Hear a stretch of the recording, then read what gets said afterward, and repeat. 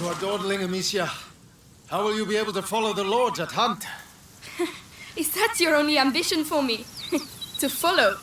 I will beat them and I will watch them eat my dust as I forge ahead. Hello again. So I'm David Dedeine, I'm creative director at Asobo Studio. Nice that you're here. So let's talk about A Plague Tale, Innocence. Yep. Can you tell a little bit about the story, about the game, just a little overview? Yeah, the overview would be, it's a story about two kids, Amicia and Hugo, which were noble in the Middle Age and which will be just basically projected outside of the house and will have to survive in a very brutal and cruel Middle Age, chased by Inquisition and swarms of rats. Okay, rats. To keep it simple, yeah. What are the rats are doing in this game? You mean in terms of gameplay interaction? Yeah, everything. I mean. Yeah, they basically Amicia, the user will control Amicia, which will have to help her brother to survive in this world, and most of the time she will have to be smart in order to overcome what she will have in front of her, and not to use direct force, but most of the time using rats against the Inquisition and using Inquisition against rats. It will never be like I will kill everyone directly. She will always have to be, to think about things. It doesn't mean that there is no action. There is some very heavily action-driven sequence in the game, but it's never like Amicia, who is a young girl, killing everyone. It doesn't work like this in this game. Okay, so it's kind of realistic and a lot of sneaking around. Yes, I don't like the term of sneak game or stealth game, okay. But because it's what we intended to do. It was really more being keep those the emotional relationship between those two kids realistic, and to do so we had to keep them like they would have been in the real world. It's like they cannot challenge a full army of guys. They will need to find different ways and to solve puzzles and to use alchemy in order to find their path. Yep. Yeah. I've played the game already a few hours, the first 5 chapters, I guess. Can you tell our watchers what kind of game it is and how the relationship between those both, Hugo and Amicia, is? Because it's really special and unusual, I think. Yes, we at the very beginning of the story, in the first chapter, we explain how, we don't explain why, but we explain that Amicia is a little bit jealous about her brother because she has a very good relationship with her father, but not so much with the mother, who is really focused on the brother. And after the first chapter, they need to flee all together, with the brother, and they don't really know each other, and they will have to know each other in order to survive while they are fleeing in this cruel world. So that's the reason why the fuel of the relationship between the sister and the brother will actually drive the big story which is behind it. The relationship between both is evolving and they change, yes, and get closer to each other. They get close and they understand things, and there is lots of like a relationship, you know. I don't want to spoil too much, but there is sometimes they will get closer, sometimes they will be upset, and for good reason. So I don't want to spoil too much the story. But what you have just seen is something which still evolves a lot during the story. Yep.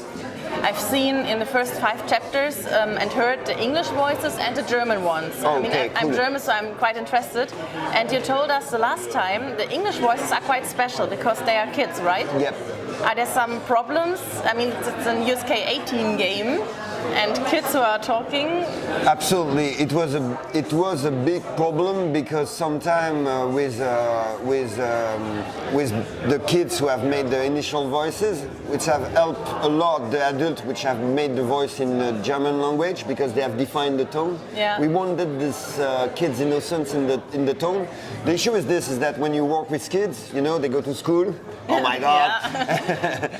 They have holidays and they have parents and they need to keep a good balance in their life. Yeah. So you cannot make them work too much, and there is lots of voice in the game. Yeah. So we had to find those little window when it was possible for them to work with us, and they've been awesome, both of them. For us, for the team, they are part of the team really. And the beauty of the thing is that it was an issue in terms of organization, but they added something so special to the experience and to the realism again about and to the grounded aspect of the psychology of the two characters.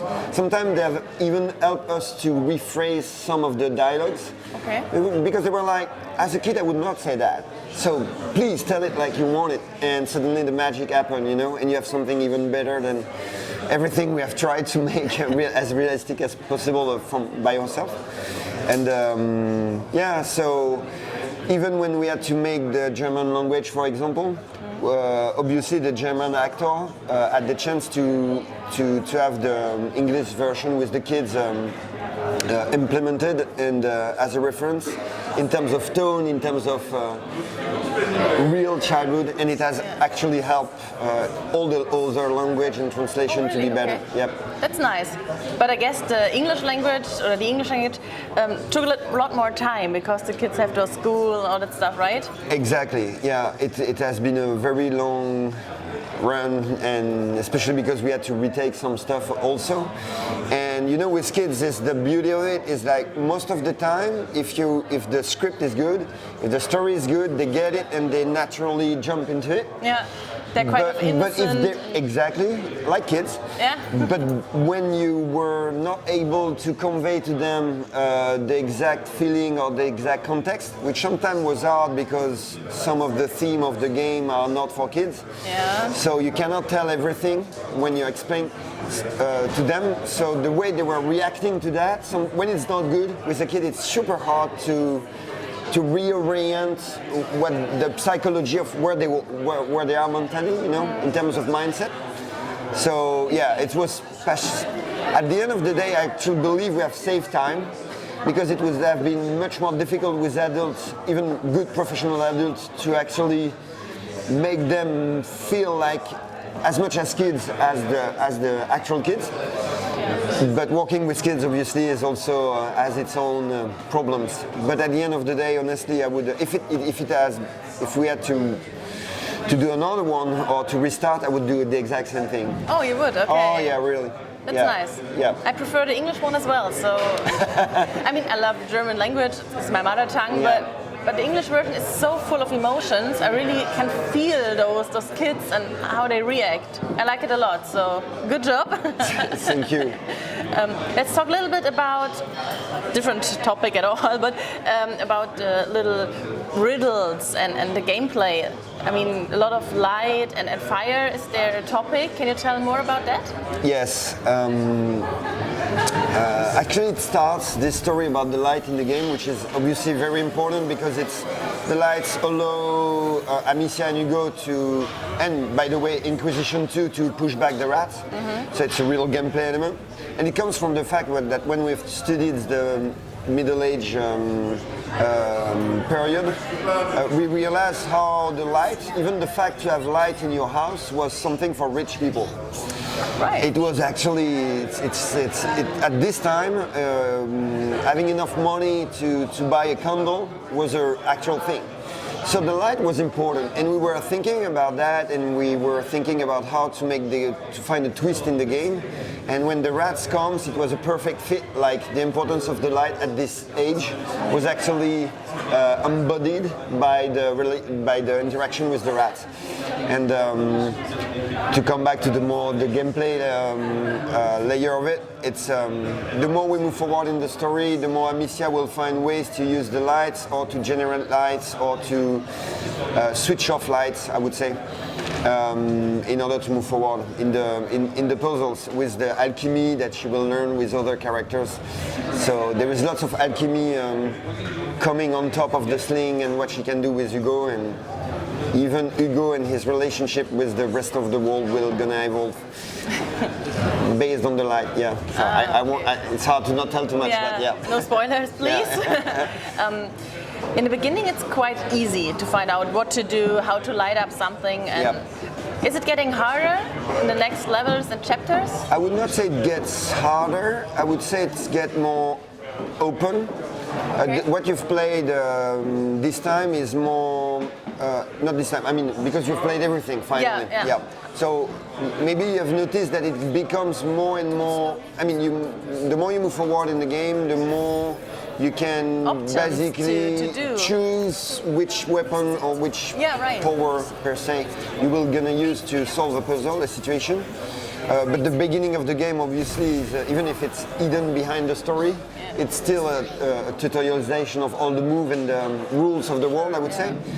But again, our focus was, we realized at some point actually that we didn't want the gamers to feel like I'm the best skilled based guy when I'm playing this game, but really we wanted them to experience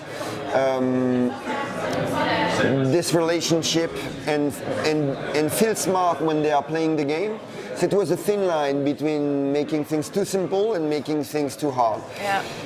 But basically to keep the pacing right in terms of experience, we had to sometimes make some puzzles or some action sequence a little bit more simpler than what we would have done in other type of game. Yeah.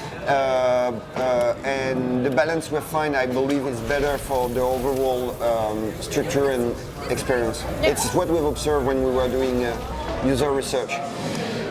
Like as a gamer, in some games I would have like more difficulty obviously, but in this one I think it's really better like this. So it's the right thing. Yeah, right. I guess it's kind of for beginners maybe a game. As you don't need to be a skiller to complete this game. It's not totally easy, but you know you get to used to the techniques and slowly you know, oh, I can do it this way or more aggressive.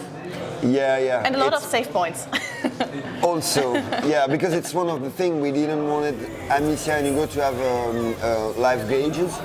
So basically, if you're spotted or if you take a sword in your face, it's done. So yeah, it's really die and retry. That's also the reason why we didn't want it to make things too hard, because when you restart too often, it starts to really damage the experience as a whole. Yeah.